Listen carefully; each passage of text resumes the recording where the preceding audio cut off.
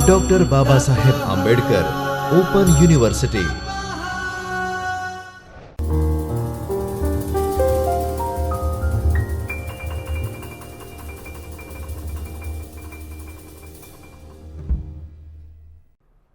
नमस्कार, मैं doctor Manish Dubey, assistant professor school of education, doctor Baba Sahab Ambedkar open university Chaitanya studio में आप सबका हार्दिक स्वागत है।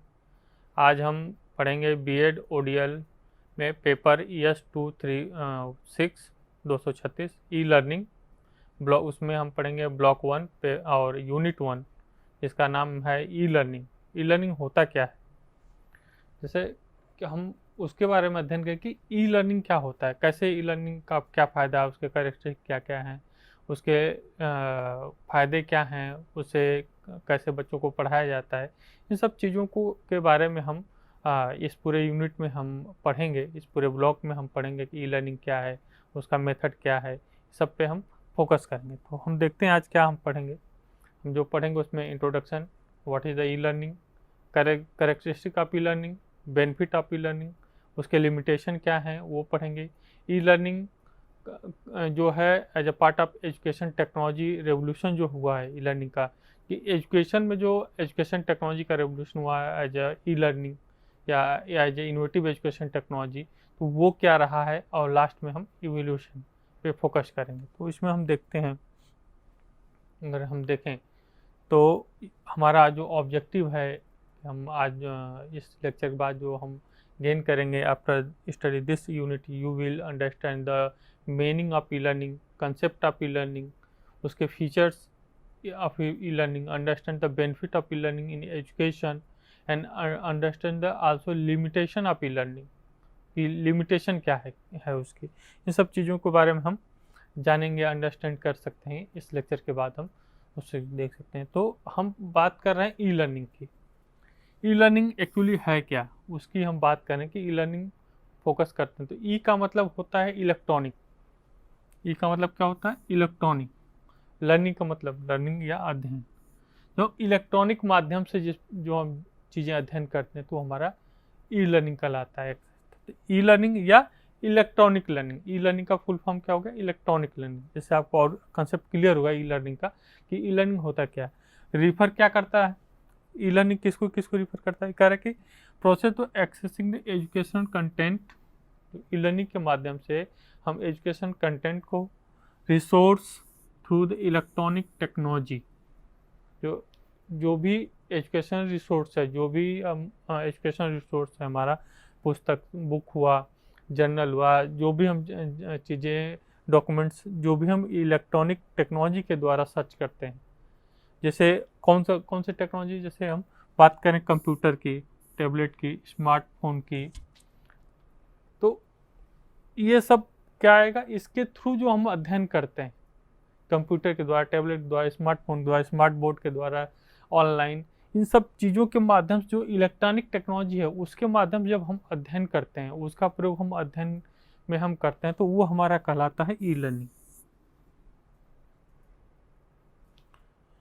ये हमें और क्या करता है, अगर it allow the learn to engage with course material, ये हमें कोर्स मटेरियल के साथ इंगेज करता है। इंटरेक्ट विथ इंस्ट्रक्शन, जो इंस्ट्रक्टर है उसको, और पीयर, इन सब चीज़ों को क्या करता है, वो जोड़ता है, कंबाइन करता है, जिसके थ्रू हम ई लर्निंग थ्रू आसानी से पढ़ सकते हैं। E learning can be use for various purpose, अलग अलग पर्पज के लिए यूज होता है। फॉर्मल एजुकेशन में, इनफॉर्मल एजुकेशन में, पर्सनल एजुकेशन में, ट्रेनिंग के थ्रू, तो बहुत सारी चीज़ों में हम इसका इस्तेमाल कर सकते हैं। अगर हम इसके कंसेप्ट की बात करें कि what is e learning, basically अगर हम देखें तो अगर इस फिगर पे फोकस करेंगे तो ई लर्निंग हमको अलग अलग पर्सपेक्टिव से पता चलेगा क्या क्या कर सकते हैं हम। जैसे कह रहा है कि पहला कह रहा है कि इंट्रोड्यूस अब्स्ट्रैक्ट कंसेप्ट। ई लर्निंग के थ्रू हम क्या कर सकते हैं, जो हमारा कंसेप्ट है, अब्स्ट्रैक्ट कंसेप्ट है, उसको इंट्रोड्यूस करेंगे स्टूडेंट से, आसानी से इंट्रोड्यूस कर सकते हैं। टेक्नोलॉजी का इस्तेमाल कर सकते हैं। टीचिंग एड्स रिसोर्स, उसको हम कंटेंट को पढ़ाने के लिए हम टेक्नोलॉजी का इस्तेमाल, टीचिंग एड्स, उसके रिसोर्स का इस्तेमाल कर सकते हैं। Hand on and advance technology tools, hand on learning भी प्रोवाइड कर सकते हैं, प्रैक्टिकल भी प्रोवाइड कर सकते हैं, वर्चुअल लर्निंग प्रोवाइड कर सकते हैं, टेक्नोलॉजिकल टूल हम इस्तेमाल कर सकते हैं उसमें, टारगेट मल्टीपल इंटेलिजेंस, और हम मल्टीपल इंटेलिजेंस की तरह टारगेट एआई का हम यूज कर सकते हैं। बहुत सारी चीज़ें हैं इसमें जो एक दूसरे से इनोवेटिव टीचिंग लर्निंग प्रोसेस का हम यूज कर सकते हैं, इनोवेटिव एजुकेशन टेक्नोलॉजी का इस्तेमाल करके। तो ये जितना हम जो भी टेक्नोलॉजी का इस्तेमाल करेंगे एजुकेशन के क्षेत्र में, वो हमारा ई लर्निंग कहलाएगा। अगर हम कंसेप्ट की बात करें तो e learning involve using the computer, वही चीज़, computer, tablet, mobile phone, instructional information and service. दूसरा कह रहा है कि इसमें ई लर्निंग से हम और चीज़ें क्या कर सकते हैं, तो एक्सेसिबिलिटी आसान हो जाता है ई लर्निंग के थ्रू हमारा। Accessibility, e learning allow the learner to access course material जो भी हमारा आप प्रोवाइड करते हैं। जैसे अगर हम ओपन एजुकेशन की बात करें, डिस्टेंस मोड एजुकेशन की बात करें, तो इसके लिए ई लर्निंग एक बेटर प्लेटफॉर्म है उसको आगे बढ़ाने के। जो भी हमारा कोर्स मटेरियल है उसको हम स्टूडेंट तक पहुंचाने में हमारे लिए आसान हो जाता है। हम इजी जो भी लेक्चर है, जो भी हम रीडिंग मटेरियल है, वीडियो है, इंफॉर्मेशन है, जो भी हम सूचना प्रोवाइड करना, वो एक्सेसिबल जो है वो स्टूडेंट के पर्सपेक्टिव से आसान हो जाता है। एक्सेसिबिलिटी बढ़ जाती है ई लर्निंग के थ्रू। फ्लेक्सिबिलिटी बढ़ जाती है। फ्लेक्सिबिलिटी किस आधार पे, प्लेस के आधार पे, लोकेशन के आधार पे, एकोमोडेशन के आधार पे। जो स्टूडेंट है कहाँ पे है, किस कोने में है, उसको यहाँ पे आने की ज़रूरत नहीं है, वो अपने जगह से चीज़ों को एक्सेस कर सकता है। कैसे, ई लर्निंग प्लेटफॉर्म के through.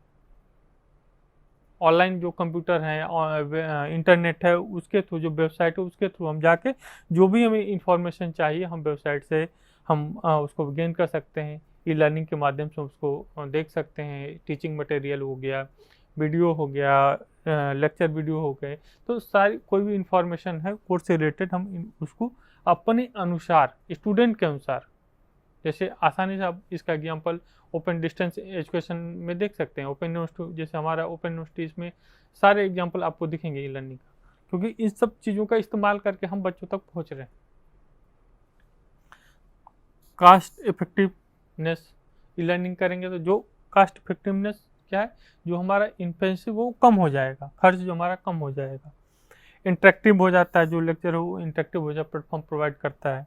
Open to provide the interactive tools such as the discussion board, chat function and multimedia presentation, forecasting, तो बहुत सारे प्लेटफॉर्म प्रोवाइड करता है ई लर्निंग, जिससे बच्चों को सीखना आसान हो जाता है। Wide range learning opportunity provide करता है। तो बहुत सारी इन सब चीज़ों को इंक्लूड करें तो अगर जब हम टेक्नोलॉजी के माध्यम से जब एजुकेशन में हम इनको इंक्लूड करते हैं तो हमारा कहलाता है कि ई लर्निंग कहलाता है।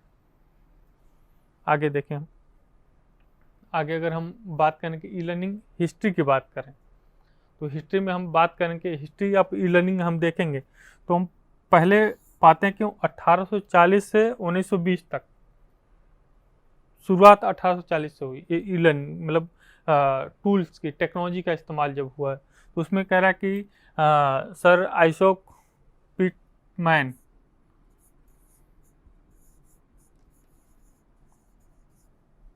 पिटमैन थे, उन्होंने क्या किया कि 1840 में इन्होंने एक टीचिंग जो है, एक टीचिंग टेक्नोलॉजी का इस्तेमाल किया। एक टेक्नोलॉजी का पहले करस्पॉन्डेंस, जो ओपन एजुकेशन की बात करें, करस्पॉन्डेंस की बात कर रहे हैं, तो उसको पढ़ाने के लिए, करस्पॉन्डेंस पढ़ाने के लिए उन्होंने एक मेथड का इस्तेमाल किया, टेक्नोलॉजी का इस्तेमाल किया, जिसका पीटरमैन ने इसका इस्तेमाल करस्पॉन्डेंस एजुकेशन में उन्होंने शुरू किया।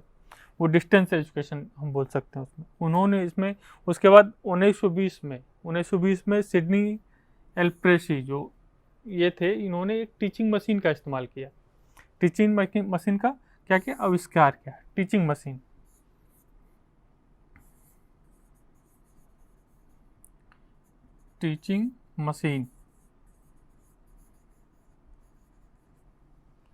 टीचिंग मशीन का उन्होंने क्या किया, आविष्कार किया 1920 में। तो ये हिस्ट्री चली, इसका इस्तेमाल एजुकेशन, शिक्षा में प्रयोग किया, उन्होंने सिखाने में कोशिश किया।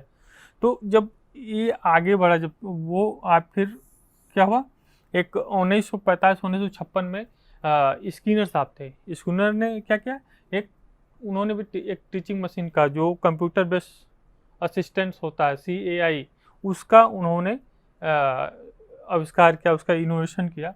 और वो पूरी तरह से जब CBT जो कंप्यूटर बेस्ड टेक्नोलॉजी जो है वो 1962 में इस्तेमाल हुआ। उन्होंने एजुकेशन में इस्तेमाल किया, उसका प्लूटो नाम से उसका इस्तेमाल किया गया। और फिर उसके बाद जब आगे डेवलप हुआ 1980 इंटरनेट डेवलप हुआ, PC डेवलप हुआ, 1980 पर्सनल कंप्यूटर डेवलप हुआ। उसके बाद 1996 में इंटरनेट आ गया 1990 तक। उसके बाद उसका इस्तेमाल, उसके बाद 2000 तक इंटरनेट आ गया। कंप्यूटर इंटरनेट जब कंबाइंड हुआ तो और ज़्यादा क्या हुआ, टेक्नोलॉजी का इस्तेमाल बढ़ने लगा। टेक्नोलॉजी अलग अलग रूप में टेक्नोलॉजी का आने लगा। अब देखें तो वेब 2.0, वेब अब 4.0 चल रहा है। तो इस तरह से टेक्नोलॉजी का, एजुकेशन टेक्नोलॉजी का, लर्निंग का ग्रोथ हुआ। इनका आविष्कार किया गया दूसरे चीज़ों के लिए, लेकिन जब इसको एजुकेशन में जब से अप्लाई होने शुरू हुआ तो धीरे धीरे एजुकेशन में जो पढ़ाने का तरीका है, जो ट्रेडिशनल मेथड था, उसमें धीरे धीरे क्या हुआ, बदलाव आया, पेडागोजिकल चेंजेज आए, पढ़ाने के तरीकों में चेंज हुआ, मॉडल चेंज हुए। टेक्नोलॉजी का इस्तेमाल करके लोग पढ़ाने को इंटरेस्टिंग बना लेंगे, टीचर स्टूडेंट सेंट्रिक होने लगा। पहले टीचर सेंट्रिक था, बाद में वो स्टूडेंट सेंट्रिक होने लगा। स्टूडेंट की आवश्यकता के अनुसार हम टेक्नोलॉजी का इस्तेमाल करके बच्चों को पढ़ाना शुरू किए। डिस्टेंस में देखें तो उनकी आवश्यकता के अनुसार, उनके जगह पे हम चीज़ों को प्रोवाइड करने लगे। स्कूल को हम स्टूडेंट के घर के तक ले जाने शुरू कर दिए टेक्नोलॉजी के माध्यम से।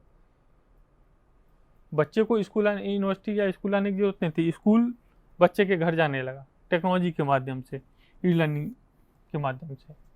तो ये हमारा रहा हिस्टोरिकल डेवलपमेंट ऑफ लर्निंग। तो इसके बाद हम अगर बात करें तो उसके कैरेक्टरिस्टिक क्या क्या हैं, उस पर हम अगर बात करें तो टेक्नोलॉजी बेस्ड डिलीवरी, जो हम लर्निंग की बात कर रहे हैं तो उसमें क्या, जो भी हम पढ़ा रहे हैं वो टेक्नोलॉजी के बेसिस से हम डिलीवरी उसमें प्रोवाइड कर रहे हैं बच्चों को। बुक मटेरियल प्रोवाइड कर रहे हैं, वीडियो लेक्चर प्रोवाइड कर रहे हैं, इन्फॉर्मेशन प्रोवाइड कर रहे हैं टेक्नोलॉजी के माध्यम से। एक्सेसिबिलिटी एंड फ्लेक्सिबिलिटी, कोई भी एक्सेस कर सकता है, वो फ्लेक्सिबल है, वो जब चाहे बच्चा तब उसका इस्तेमाल कर सकता है, जब चाहे तब उसमें चेंजेज ला सकते हैं, बदलाव कर सकते हैं। डाइवर्स कंटेंट एंड फॉर्मेट, जो कंटेंट का फॉर्मेट है वो भी डाइवर्स है, PDF है, वर्ड फाइल में हम प्रोवाइड किए, PDF प्रोवाइड किए, वीडियो के, ऑडियो लेक्चर के, वीडियो लेक्चर के। तो बहुत सारे फॉर्मेट में हम अलग अलग डॉक्यूमेंट को, टीचिंग मटेरियल को हम इस्तेमाल करके बच्चों को प्रोवाइड करें, जो अपने आवश्यकता के अनुसार उनका इस्तेमाल करना शुरू किए। वह इंटरेक्टिव लर्निंग टूल्स, जो उसके बाद उसके कैरेक्टरिस्टिक है, जो टूल्स बना वो इंटरेक्टिव लर्निंग टूल्स बनाए। एजुकेशन को, जो पढ़ाने जो टीचिंग प्रैक्टिस हम क्लासरूम में कर रहे हैं उसको इंटरेक्टिव बनाने के लिए, जिससे बच्चों को समझना आसान हो, जो लर्निंग आउटपुट हो वो बेटर हो। तो इस तरह से उस कस्टमाइज एंड पर्सनलाइज एजुकेशन हम देने लगे उस टेक्नोलॉजी के माध्यम से। जितना चाहिए और जब जिसको चाहिए सिर्फ उसी को, पर्सनल सेल्फ प्रेस लर्निंग हो गया। अपने अनुसार, अपनी गति के अनुसार बच्चे पढ़ना शुरू करेंगे। हम ये नहीं कि टीचर अपनी गति के अनुसार पढ़, नहीं, वो वहाँ पे सेल्फ प्लेस लर्निंग हो गया। वो बच्चों के गति के अनुसार उनको आवश्यकता है, उनको जब पढ़ने का मन हो, जिस गति से, जिस स्पीड से पढ़ने का मन हो, जैसे उनको समझ में आता रहा, उस आधार पे वो पढ़ सकते हैं। तो ये सारे क्या है, एक तरह से देखें तो कैरेक्टरिस्टिक्स, इसके गुण हैं लर्निंग के, जिसका हम इस्तेमाल करके हम एजुकेशन को हेल्दी बना रहे हैं।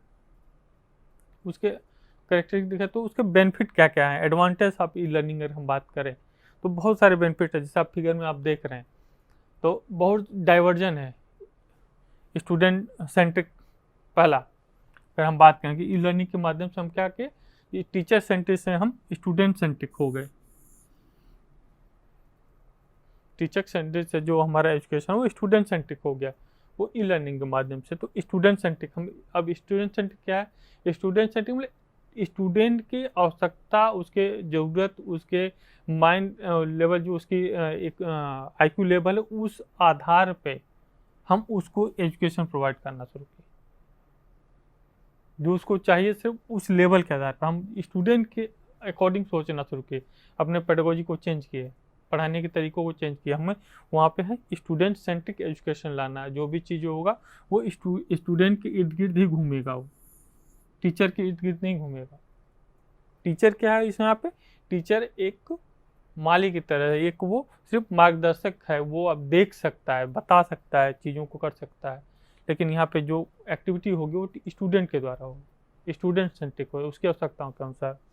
जो है कास्ट इफेक्टिव है, जो टेक्नोलॉजी वो कास्ट इफेक्टिव है, ये भी इसके बेनिफिट है। Individual study in learning, individual कोई भी पढ़ सकता है जो चाहे, पर्सनल लर्निंग इन्वायरमेंट क्रिएट हो सकता है। यूटिलाइजिंग एनालिटिक्स का यूटिलाइजेशन होता है। सॉल्व द स्ट्रॉन्ग एंड अब टीचर, अगर हम टीचर से कनेक्ट कर सकते हैं, इन्वायरमेंट जो टीचिंग लर्निंग इन्वायरमेंट वो फ्रेंडली हम उसमें जनरेट कर सकते हैं। तो नो टेक्स्ट बुक, जो बैक का अगर हम बात करें कि कह रहा है कि no text book require, e learning में टेक्स्ट बुक रिक्वायर नहीं है, उसमें टेक्नोलॉजी के माध्यम से हम मटेरियल प्रोवाइड कर दे रहे हैं। जो टीचिंग मटेरियल, जो बुक है वो ई बुक में कन्वर्ट हो जा रहा है, जो मटेरियल वो ई मटेरियल हो जा रहा है। तो वहाँ पे टेक्स्ट बुक की, जो फिजिकल टेक्स्ट बुक की ज़रूरत नहीं है। टाइम एफिशिएंसी, टाइम बचा सकते हैं। सेल्फ पेस, मतलब उसकी स्पीड से अपने अनुसार हम पढ़ सकते हैं। तो ये सब क्या चीज़ें हैं, एक तरह से देखें तो ई लर्निंग की बेनिफिट बता रहा है। ई लर्निंग हुआ क्या कि इलेक्ट्रॉनिक माध्यम से, जो इलेक्ट्रॉनिक डिवाइसेस है, कंप्यूटर है, टैबलेट है, लैपटॉप है, वीडियो है, ऑडियो है, इन सब, रेडियो है, टेलीविज़न है, तो इन सब के माध्यम से जब हम एजुकेशन प्रोवाइड किए तो हमारा ई लर्निंग करा, इलेक्ट्रॉनिक एजुकेशन प्रोवाइड किए। उनके ये सब फायदे हैं, बेनिफिट बता रहा है। उसके बाद हम आगे देखें उसके स्कोप क्या क्या हो सकता है। तो स्कोप को समझने के लिए हमें समझना पड़ेगा कि ई लर्निंग किसके लिए, सबके लिए अलग अलग स्टूडेंट स्कोप है। इसमें कई पर्सपेक्टिव हैं। पहला क्या है? Learner perspective. Learner perspective scope क्या है? दूसरा है टीचर पर्सपेक्टिव। तीसरा है institution perspective, learning theory perspective and information technology perspective. तो इन देखें, हम बात करें इन 5 बेसिस पे, अगर हम ई लर्निंग के स्कोप की बात करते हैं कि उसका स्कोप क्या है, तो अलग अलग है, सबके लिए अलग अलग स्कोप है। अगर हम लर्नर पर्सपेक्टिव बात करें तो करें कि लर्नर जो उसकी कैरेक्टरिस्टिक हैं, लर्निंग स्टाइल है, उसकी फ्रीक्वेंसी है, उसके जो नॉलेज है, उसका स्किल है, वो क्या करेगा, वो डेवलप करेगा, वो लर्नर पर्सपेक्टिव हो जाएगा। E learning scope of learner perspective, technology का इस्तेमाल करेगा तो उसके लर्निंग कैरेक्टरिस्टिक चेंज होंगे, लर्निंग स्टाइल चेंज होगी, उसके सोचने की क्षमता बढ़ेगी, रीजनिंग क्षमता बढ़ेगी, स्किल बढ़ेगी, वो अलग पर। दूसरा बात कर रहा है टीचर पर्सपेक्टिव। टीचर पर्सपेक्टिव में क्या क्या चीज़ें आ रही हैं? Teacher knowledge, background, course goal and course topic, इन सब चीज़ों पे फोकस होगा। और इन सब चीज़ों का जब हम ई लर्निंग, ई टेक्नोलॉजी का इस्तेमाल करेंगे तो और अच्छे सब उस चीज़ों को रिप्रेजेंट कर सकते हैं क्लासरूम में। एक हम रोड मैप बनाएंगे, प्रिपेयर करेंगे टेक्नोलॉजी के आधार पे, उसका इस्तेमाल करके हम अच्छा आउटपुट निकाल सकते हैं। जो हमारा एजुकेशनल ऑब्जेक्टिव है, जो हमारा एजुकेशन गोल है, उसको हम, कोर्स का जो गोल है उसको हम क्या कर सकते हैं, प्राप्त कर सकते हैं। तो टीचर के पर्सपेक्टिव से होगा। इसके लिए टीचर को क्या चाहिए? इसके लिए टीचर को टीके मतलब टेक्नोलॉजी का नॉलेज, कंटेंट नॉलेज, हम इसको इस्तेमाल कर सकते हैं आसानी से। तो इन सब चीज़ों को देखें तो टेक्नोलॉजी के माध्यम से हम इस्तेमाल करते हैं। उसके बाद कह रहा है कि इंस्टीट्यूशन पर्सपेक्टिव से क्या है, अलग चीज़ है। इंस्टीट्यूशन पर्सपेक्टिव देता है एजुकेशनल पॉलिसी, लीगल, एथिकल, उसका इंफ्रास्ट्रक्चर, सिक्योरिटी क्या है, उसकी जो इस पर जो गवर्नमेंट के द्वारा पॉलिसी चाहिए वो कितना इम्प्लीमेंट हो रहा है, उसका मैनिपुलेशन क्या हो रहा है, उसको कैसे इस्तेमाल किया सकते हैं, उसको ट्रेनिंग कैसे टीचर को दिया जाए, इस सब की रिस्पॉन्सिबिलिटी क्या होता है, इंस्टीट्यूशन पे आ जाती है। तो बच्चों को एक प्रॉपर ई लर्निंग के अगर थ्रू पढ़ाना है तो उसको हम एक प्रॉपर इंफ्रास्ट्रक्चर चाहिए जिसमें हम कंप्यूटर, इलेक्ट्रिसिटी, इंटरनेट, इन सब चीज़ों की व्यवस्था कर सकें। ऐसे ट्रेन टीचर की ज़रूरत होगी जो टेक्नोलॉजी का इस्तेमाल करके बच्चों को शिक्षा प्राप्त करें। तो ये सब चीज़ें क्या है, इंस्टीट्यूशन के थ्रू होता है। इंस्टीट्यूशन गवर्न करता है इन चीज़ों को, एक प्लेटफॉर्म प्रोवाइड करता है लर्नर को और टीचर को, जिसका इस्तेमाल करके टीचर क्या है, जिसका इस्तेमाल करके पढ़ाता है। वो किस बेसिस पे पढ़ाएगा, वो लर्निंग थियरी के बेसिस पे पढ़ाएगा। लर्निंग थियरी किस हिसाब से, जैसे कौन कौन सी थियरी, बिहेवियरल थियरी हो गई, कंस्ट्रक्टिव थियरी हो गई, कोलैबोरेटिव थियरी हो गई, लर्निंग साइकिल हो गई, लर्निंग स्ट्रेटजी हो गई। तो इन थियरी के बेस पे वो टेक्नोलॉजी का इस्तेमाल करके पढ़ाना शुरू करेगा। बिहेवियरल थियरी साइकोलॉजिकल प्रोस्पेक्टिव से हम देखेंगे। कंस्ट्रक्टिव थियरी, उसको हम कैसे कंस्ट्रक्ट करेंगे नॉलेज को वहाँ पे। कोलैबोरेटिव, बच्चों को कोलैबोरेट करके जो नॉलेज हम कैसे प्राप्त करें, कैसे हम hand to hand learning provide करें, प्रैक्टिकल के द्वारा हम प्रोवाइड करें। कंस्ट्रक्ट करें, नॉलेज को कंस्ट्रक्ट करें, उनको हम याद नहीं करेंगे, उसको कंस्ट्रक्ट करना है हमें वहाँ पे। तो हम यहाँ पे इस थ्योरी के आधार पे हमारी पेडागोजी चेंज होगी, पढ़ाने का तरीका हमारा चेंज होगा। तो इन टेक्नोलॉजी को जब हम इस्तेमाल करके थ्योरी के माध्यम से, हम जब टेक्नोलॉजी का इस्तेमाल, थ्योरी के बेस पे जब हम टेक्नोलॉजी का इस्तेमाल करेंगे तो हमारा जो क्लासरूम इन्वायरमेंट हो वो बेटर होगा। बच्चों को एजुकेशन सेंट्रिक एजुकेशन देना है, स्टूडेंट सेंट्रिक, तो वो प्रोवाइड होगा। और बच्चों के आधार पर जो हम गोल, हमारा ऑब्जेक्टिव है, जो लर्निंग ऑब्जेक्टिव हमारा हो, वो हम गेन करेंगे। एम जो है हमारा, एजुकेशनल एम है, उसको हम गेन करेंगे, आसानी से उसको प्राप्त कर सकते हैं। इंफॉर्मेशन टेक्नोलॉजी कौन कौन सा इस्तेमाल करेंगे, तो उसकी बात करें, नेट है, web, java, computer, window technology, internet, virtual learning, conferencing, simulation, तो बहुत सारी चीज़ों को हम इस्तेमाल कर सकते हैं वहाँ टेक्नोलॉजी।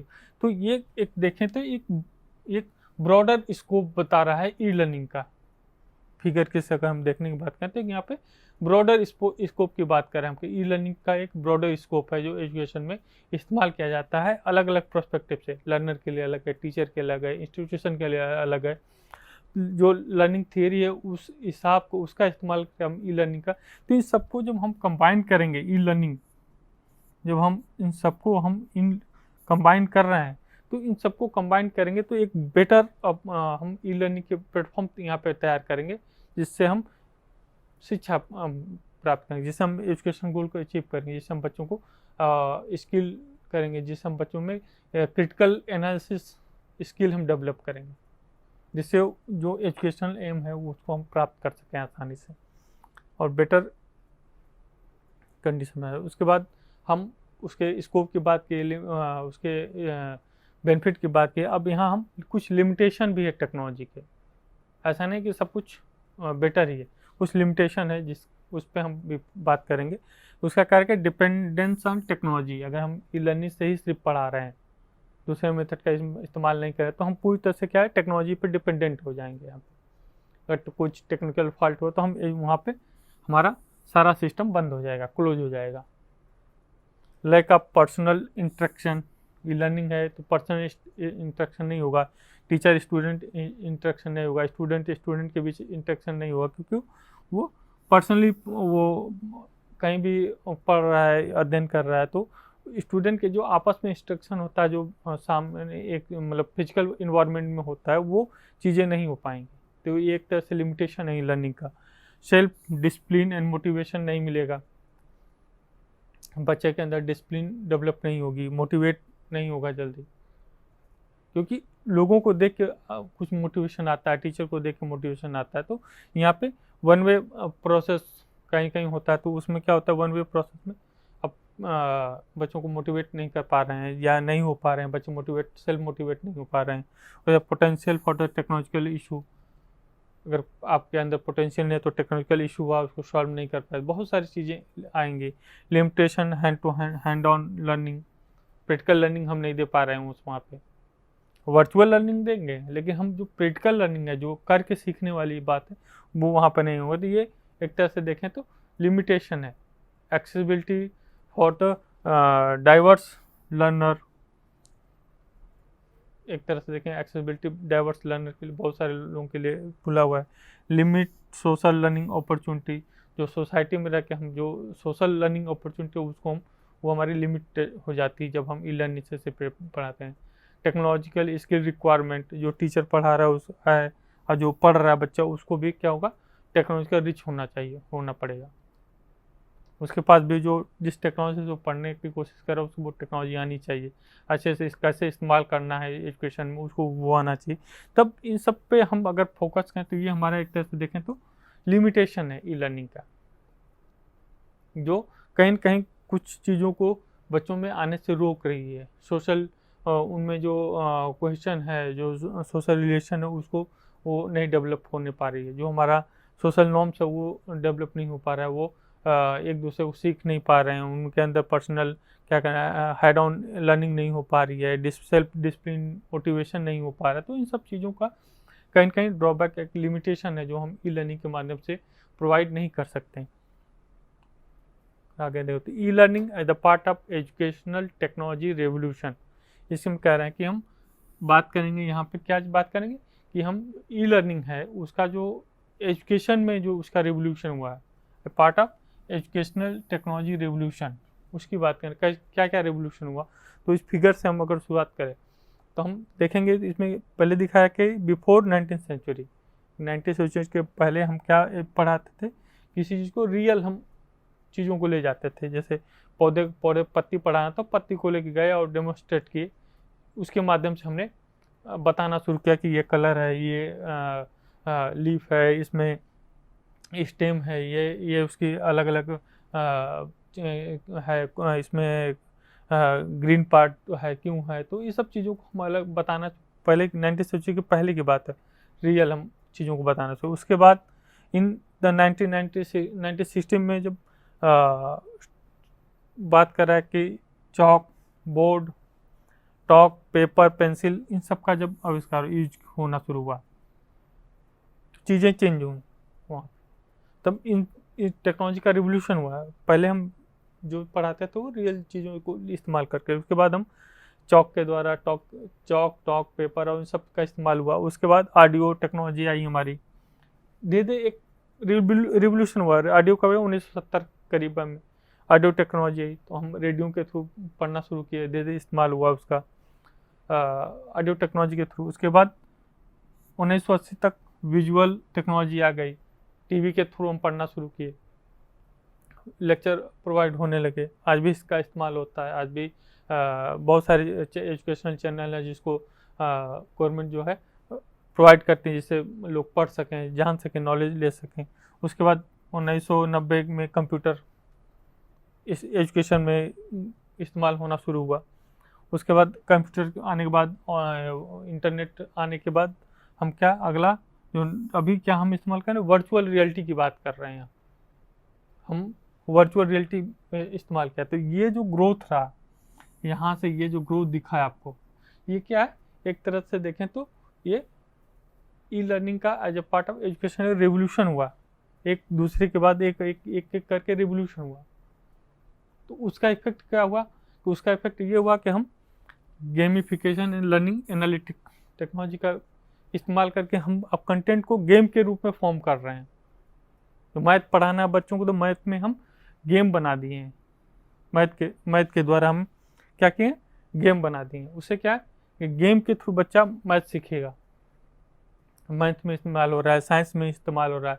बहुत सारी चीज़ कंसेप्ट को समझाने के लिए हम एक प्रॉपर गेम बना दी हैं, जिसके आधार पे बच्चा एनालिटिक कर रहा है, मैथ का इस्तेमाल कर रहा है। तो वो प्लस माइनस, डिवीजन, सब्सट्रैक्शन, इस सब चीज़ों को एक किसके थ्रू सीख रहा है, गेम के थ्रू सीख रहा है।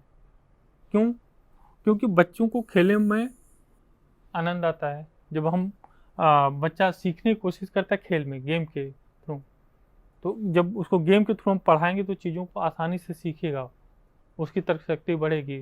तो गेम मैथमेटिक्स सब्जेक्ट जो है उसको गेम के थ्रू पढ़ा रहे हैं, साइंस पढ़ा रहे हैं, तो बहुत सारी हिस्ट्री पढ़ा रहे हैं, बहुत सारी चीज़ों पे हम गेम वीडियो गेम बना दिए हैं। तो उसके थ्रू हम बच्चों को पढ़ाना शुरू है, जिससे उनकी लर्निंग की स्पीड बढ़ गई। Real time feedback and assessment, technology के इस्तेमाल करने से हमारा जो रियल टाइम फीडबैक, अगर हम बच्चों को पढ़ा रहे हैं, हमने कुछ पूछा, उनका जवाब, तो उसको तुरंत हम उसको फीडबैक भी दे पा रहे हैं। उसका साथ में असेसमेंट भी चल रहा है, उसने कितना स्कोर किया, क्या क्या क्या कि कौन सी एक्टिविटी किया, किस हिसाब से किया। तो टेक्नोलॉजी के माध्यम से रियल असेसमेंट भी चल रहा है, उसका ऑन टाइम असेसमेंट चल रहा है। Continuous innovation and evolution, education में टेक्नोलॉजी का क्या है, कंटिन्यूअस इनोवेशन हो रहा है, कुछ न कुछ नई चीज़ें आ रही हैं। जैसे अब देखें तो एक सीरियल उसका कुछ न कुछ चीज़ें बदल रही हैं, टेक्नोलॉजी नई आ रही है, इनोवेटिव हो रही है। जब हम पहले इनोवेशन क्या है, वो समथिंग न्यू, मतलब जब कोई चीज़ हम पहली बार इस्तेमाल करते हैं, जब हम टेक्नोलॉजी का एजुकेशन में पहली बार इस्तेमाल किया, तो एजुकेशन के पर्सपेक्टिव से वो टेक्नोलॉजी क्या हुई, उसी में एजुकेशन में इनोवेशन आ गई, इनोवेशन हो गया, नया चीज़ आया। इनोवेशन अगर देखें तो उसमें कई तरह से चीज़ों में इनोवेशन होता है। हम उसके प्रोसेस में चेंज करके नया बना सकते हैं, वो भी इनोवेशन हो सकता है। उसके मटेरियल को हम चेंज करके नया नई खोज करें, वो भी होगा। इंक्रीमेंटल इनोवेशन करें, जैसे हम एग्जांपल ले सकते हैं गाड़ियों का, या मोबाइल हो ले लीजिए आप, मोबाइल फ़ोन का। तो एक उनमें सीरियल चेंज हो रहा है, थोड़ा थोड़ा बदलाव आ रहा है। हम बात करें, दो देखिए, थोड़ा थोड़ा इंक्रीमेंटल चेंजेस आ रहे हैं, तो इंक्रीमेंटल इनोवेशन आ गया। वो कंटिन्यूअस कुछ न कुछ थोड़ा थोड़ा उसमें टेक्नोलॉजी में बदलाव आ रहा है, तो उससे क्या कंटिन्यूअस इनोवेशन में आ जाएगा, इंक्रीमेंटल इनोवेशन हो गया। अगर हम एकाएक जैसे कहेंगे, तो हमने पहले फ़ोन आविष्कार कर दिए, फ़ोन से हम ऑडियो बात करना शुरू किया, उसके बाद एकाएक नया इनोवेशन हुआ, मोबाइल में आ गया, विजुअल ऑडियो विजुअल दोनों कंबाइंड हुए। तो वहाँ एक देखें तो नई चेंजेज आए, इनोवेशन हुआ, नए तरीके का इनोवेशन हुआ, सडन चेंजेज आए वहाँ पे टेक्नोलॉजी में। तो एजुकेशन में जब उसका इस्तेमाल कर रहे हैं, तो कंटिन्यूअस कुछ ना कुछ नई नई टेक्नोलॉजी आ रही है, कंटिन्यूअस इनोवेशन यानी एवोल्यूशन हो रहा है। कंटिन्यूअस इनोवेशन किस पर्सपेक्टिव से, टेक्नोलॉजिकल पर्सपेक्टिव से, थ्योरेटिकल पर्सपेक्टिव से। हम देखें जो टीचिंग पेडागोजिकल पर्सपेक्टिव से देखें, तो क्योंकि जब टेक्नोलॉजी का हम इस्तेमाल, नई टेक्नोलॉजी का इस्तेमाल करें, तो हमारे पेडागोजी में भी चेंजेस हमको लाना पड़ा। जब हम टीचिंग पढ़ाना प्लान बना रहे हैं, उसमें भी चेंजेस पड़ा है, उस टेक्नोलॉजी के अनुसार हमें टीचिंग प्लान बनाना पड़ रहा है। ब्लैक बोर्ड का इस्तेमाल करते थे हम, व्हाइट बोर्ड पे आए, व्हाइट बोर्ड से हम स्मार्ट बोर्ड पे आ गए। तो इसको पढ़ाने के लिए हमारा पूरा सिस्टम चेंज हुआ, इसको पीपीटी बनाना पड़ा, बहुत सारी चीज़ें चेंज होनी शुरू हुई।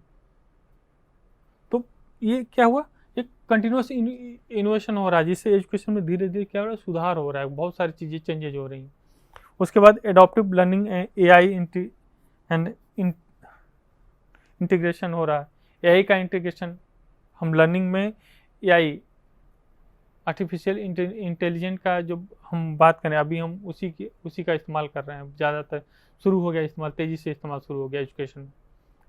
रिसर्च में एआई का इस्तेमाल हो गया, कोई चीज़ हम प्रिडिक्ट कर सकते हैं आसानी से एआई के थ्रू कि ये क्या हो सकता है, इसका रिजल्ट क्या हो सकता है। एक आउटलुक हमें तय मिल जा रहा है, कहीं न कहीं हमको देखें तो एआई के थ्रू हमें सटीक आंसर मिल रहा है बहुत सारी चीज़ों का। एआई में वर्ड में लिखने में इस्तेमाल करना शुरू कर दिए, पढ़ने में इस्तेमाल एआई का शुरू कर दिए, जो हमको प्रिडिक्ट करना है उसमें हम एआई का इस्तेमाल करना शुरू करें। तो एआई का इस्तेमाल करके हम एजुकेशन को और रिच कर रहे हैं, और टेक्नोलॉजी एडॉप्टिंग लर्निंग जो एआई के थ्रू हम इंटीग्रेट कर रहे हैं। जब एआई इंटीग्रेट हो रहा है एजुकेशन में, तो चीज़ चेंजेज आ रहे हैं। तो ये सब एक तरह से देखें तो रिवोल्यूशन है। पहले हम रियल चीज़ों को लेके जाके पढ़ाते थे, उसके बाद रिवोल्यूशन हुआ, पेपर चॉक टॉक आया, उसके बाद रिवोल्यूशन हुआ, ऑडियो टेक्नोलॉजी आई, फिर उसके बाद विजुअल आया, फिर उसके बाद कंप्यूटर आया, कंप्यूटर के बाद इंटरनेट आया, इंटरनेट को वर्चुअल लर्निंग की बात करने लगे, एआई की बात करने लगे हम। तो ये क्या कि एक बड़ा रिवोल्यूशन दिखा रहा है ई लर्निंग का। E learning part of education, education technology in revolution. देखें तो एक पूरा रेवोल्यूशन दिखाया कि कैसे टेक्नोलॉजी चेंज हुई, शुरुआत में क्या थी और अभी क्या है, और उसके टेक्नोलॉजी के अनुसार हम कितना एजुकेशन में चेंजेस लाए हैं, इसकी बात हम कर रहे हैं। तो ये हो गया ई लर्निंग। तो अगर हम देखें, इवेलुएट करें कि जो हमने आज पढ़ा है कि ई लर्निंग क्या है, e learning, what is e learning, explain the characteristic of e learning, explain the e learning as a part of education technology revolution. तो इन सब क्वेश्चन का हम आसानी से आंसर दे सकते हैं।